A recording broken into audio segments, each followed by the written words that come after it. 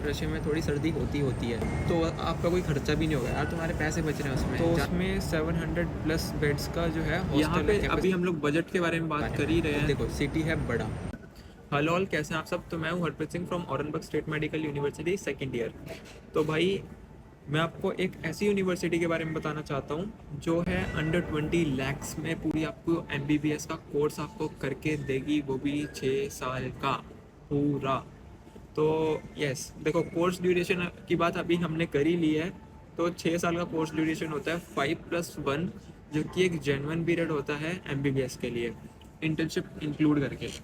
तो यहाँ पे अभी हम लोग बजट के बारे में बात कर ही रहे हैं। तो आपकी जो अंडर 20 लैक्स में आपका क्या क्या इंक्लूड होगा? ट्यूशन फीस इंक्लूड हो जाएगी, हॉस्टल फीस इंक्लूड हो जाएगी, एंड मेंटेनेंस चार्जेस आपके आ जाएंगे इसमें। सारा कुछ चार्ज जो आपका होगा वो सब ही कुछ आपका अंडर 20 लैक्स हो जाएगा। तो पूरी MBBS जो होगी आपकी वो अंडर 20 लैक्स हो जाएगी।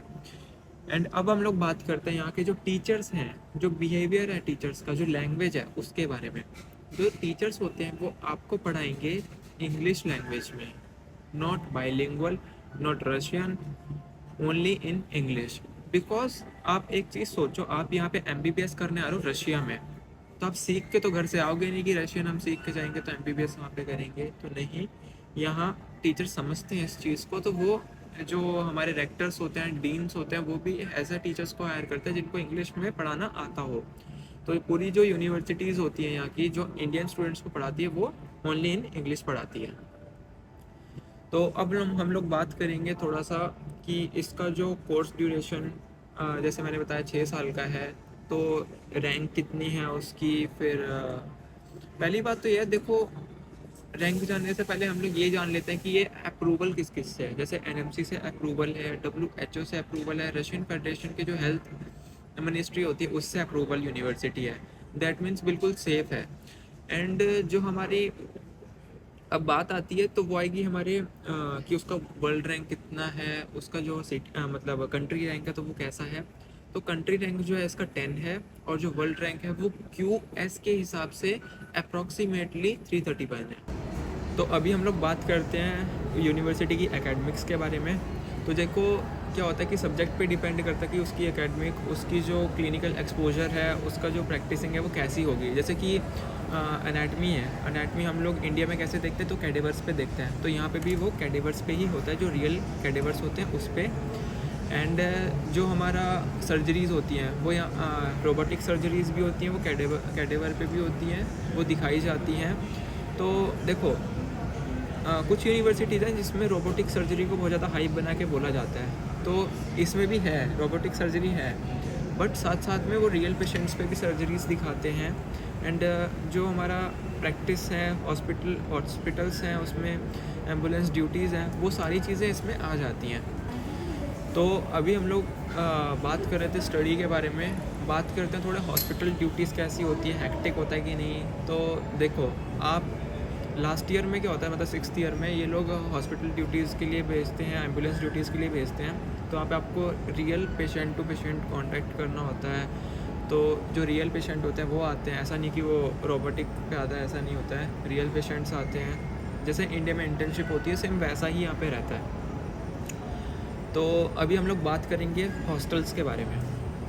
तो देखो सबसे पहला एज अ स्टूडेंट एक डाउट आता है कि मेस कंपलसरी है या नहीं, या फिर उसमें किचन है या नहीं, उसका सेफ्टी कैसा है।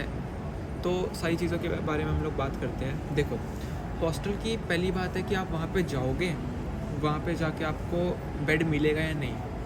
तो जो उराल स्टेट मेडिकल यूनिवर्सिटी है ना, तो उसमें 700 प्लस बेड्स का जो है हॉस्टल है, कैपेसिटी 700 प्लस स्टूडेंट्स की है।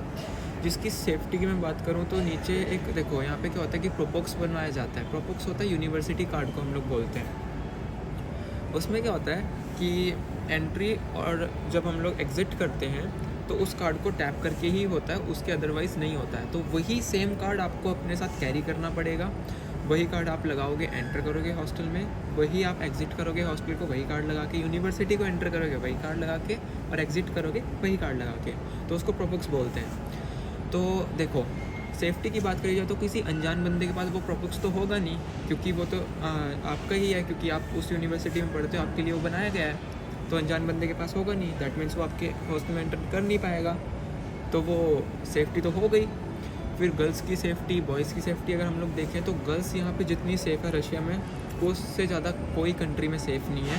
क्योंकि भाई जो गर्ल्स है ना, देखो एक तो रेशियो की अगर हम लोग बात करें तो 70-30 का आपको रेशियो पता ही है रशिया में, कि गर्ल्स ज़्यादा हैं, बहुत ज़्यादा।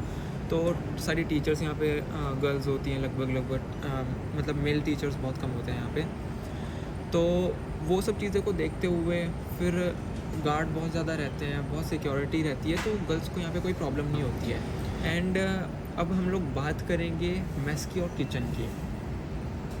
तो मेस में क्या होता है कि अगर आप मेस लेना चाहते हो तो मेस है, पर अगर आप ये चाहते हो कि मैं किचन में खुद खाना बनाऊँ, मेस की फ़ीस नहीं भरनी आपको या कुछ भी है, तो ये भी पॉसिबल है। आप किचन जाओ, किचन में खाना बनाओ और जो आपको खाना है वो आप खा सकते हो। बट ऐसा नहीं कि मेस का खाना बेकार होता हो, वो कोटा वाला खाना नहीं है वहाँ पे खाना अच्छा मिलता है, ठीक है। तो वो आपकी चॉइस है कि आपको खाना है नहीं खाना, जो भी है। तो बताने का तात्पर्य ये है कि वहाँ पे मेस भी और किचन भी है। तो हॉस्टल की अभी हम लोग बात कर ही रहे हैं, तो ये भी जान लेते हैं कि बॉयज़ का फ्लोर अलग होता है, गर्ल्स का फ्लोर अलग होता है। तो एक तो ये सेफ्टी है, हर फ्लोर पे वार्डन होती है, तो उसकी वो सेफ्टी है। दूसरी बात है कि भाई देखो, लॉन्ड्री स्पेस है वहाँ पे, कपड़े धोने के लिए लॉन्ड्री स्पेस ज़रूरी है, किचन है वहाँ पे, मेस है वहाँ पे, तो जो भी चाहिए भाई मिलेगा वहाँ पे। वो लग्जरियस ज़िंदगी होगी। तो आपको समझ आ जाएगा क्या क्या फैसिलिटीज़ है वहाँ पे, देख लेना। और अभी हम लोग बात करते हैं कि बच्चे के जो आपको कितना हेक्टिकली वहाँ पे ट्रैवल करना पड़ेगा। तो देखो पता क्या होता है, जो वहाँ का जो हॉस्टल है और जो वहाँ का कॉर्पस है वो ऐसे है, ठीक है। इसका मतलब ये है कि भाई बिल्कुल चिपका हुआ है यार, तुम्हें मतलब कहीं नहीं बस ट्रैवल करना, कुछ नहीं करना। बस 2 डिपार्टमेंट है, जो एनाटॉमी डिपार्टमेंट है, जो केमिस्ट्री का डिपार्टमेंट है, वहाँ पे आपको थोड़ा बस से ट्रैवल करना पड़ेगा। 20 मिनट्स का है वो भी यार, वो तो तुम ऐसे ही नॉर्मली कर जाते हो, ठीक है। तो वो चीज़ है। उसके बाद आप बाकी सारे डिपार्टमेंट्स आपके जो होंगे वो आप पैदल जा सकते हो, तो आपका कोई खर्चा भी नहीं होगा यार, तुम्हारे पैसे बच रहे हैं उसमें। जाना आराम से, बर्गर किंग जाना, पास में वहाँ पे मार्केट्स होती हैं, पास में ही बैंक होते हैं, वहाँ पे जाना आराम से, मौज मस्ती करना, कोई दिक्कत वाली बात नहीं है। अब हम कुछ आते हैं सिटी के बारे में। तो देखो सिटी है बड़ा, ठीक है। और वेदर सिस्टम के बारे में तो आपको यहाँ पे पता ही है कि रशिया में थोड़ी सर्दी होती है। तो सर्दी के लिए आपको यहाँ पे इतनी भी नहीं कि बहुत ज़्यादा सर्दी होती है। ये नहीं कि मैं जैकेट पहन के बैठा हूँ तो मेरे को सर्दी लग रही है, मैं उतार के भी वीडियो बना सकता हूँ, बट वो तुम्हें पता है फैशन। तो ये एक जस्ट मजाक है। तो देखो मैं बात करता हूँ सिटी के बारे में, वहाँ के कुछ मेडिकल्स के बारे में। जो अगर कोई बच्चा बीमार हो जाए तो उसमें क्या होता है, देखो on a very serious note, अगर कोई बच्चा बीमार हो रहा है, आधी रात को बंदा बीमार हो गया, तो उसके लिए क्या फैसिलिटी है वहाँ पे, बहुत पेरेंट्स सोचते हैं ये। तो मैं बताता हूँ कि यहाँ पे रशिया में एक रूल है कि 9 मिनट्स के अंदर एम्बुलेंस जो है आपके घर पे आ जाएगी, चाहे वो कोई भी हो, चाहे वो कहीं पे भी हो, चाहे वो जंगल में हो, 9 मिनट्स में एम्बुलेंस आ जाएगी। उसमें 2 डॉक्टर्स आते हैं और 1 नर्स आती है, 2 वार्ड बॉय आते हैं। तो वो आपके जो होते हैं मतलब कि सारा मतलब कि एम्बुलेंस से पूरा हॉस्पिटल वो लोग लेके आते हैं। कोई भी कंडीशन होती है तो वो आपको हॉस्टल में देख के जाते हैं, ठीक है। और ये जो होता है ये इसका कोई चार्ज नहीं होता, इसका कोई मेडिकल का कोई चार्ज नहीं लगता वहाँ पे कि हम लोग एम्बुलेंस बुला रहे हैं तो इसका कोई चार्ज लगेगा, नहीं, ऐसा कुछ नहीं है। फिर अभी हम लोग थोड़ी सी बात कर लेते हैं सेफ्टी के बाद कि सिटी की, कि रात को सेफ़ है कि नहीं।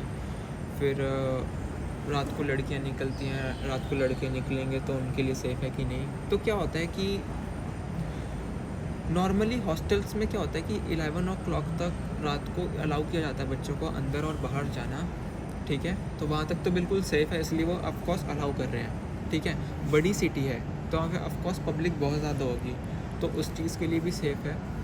और यहाँ पे गर्ल्स से ज़्यादा, मैंने जैसे पहले बताया कि कोई सेफ़ है नहीं, मतलब कि बॉयज़ तो सेफ़ होते ही हैं और गर्ल्स ज़्यादा सेफ़ हैं। बॉयज़ से भी ज़्यादा सेफ़ यहाँ पे लड़कियाँ होती हैं, तो उसका भी कोई इशू नहीं आएगा। तो यही कुछ था उराल स्टेट मेडिकल यूनिवर्सिटी का। मैं आपके एट द लास्ट यही बोलना चाहूँगा कि जो डेली एक्सपेंसेस होंगे या फिर कुछ भी होगा, वो डिपेंड करेगा सिर्फ आपके ऊपर कि आप कैब से जा रहे हो, बस से जा रहे हो। तो देखो, अगर आप जाओगे बस से तो ऑफ कोर्स वो कम होगा, अगर आप जाओगे कैब से तो 400 की कैब अगर आप करके जा रहे हो डेली, तो फिर वो थोड़ा सा कॉस्टली पड़ ही जाता है। और आप एक बस में जा रहे हो, उसका प्राइस है 30 रूबल, 40 रूबल या फिर 20 रूबल, कहीं कहीं तो 10 रूबल भी होता है। तो वो डिपेंड करता है, चलो ठीक है। तो वो चीज़ थोड़ा सा वो आपके ऊपर डिपेंड करता है कि डेली एक्सपेंसेस आपका कितना आ रहा है और मंथली एक्सपेंसेस आपका कितना आ रहा है। तो भाई यही थी आज की मेरी वीडियो। तो अगर आपको अभी भी कोई फर्दर डाउट रह गया हो, कोई क्वेरी हो आपको, तो आप मेरे कॉन्टैक्ट नंबर पे, आप मेरे इंस्टाग्राम पे, आप मेरे व्हाट्सएप पे मैसेज कर देना या फिर कॉल कर लेना, मैं आपको सारी चीज़ें बता दूंगा वहाँ पे। तो thank you for watching this video, please like share and subscribe my channel, ठीक है। चलो बाय बाय, बूम।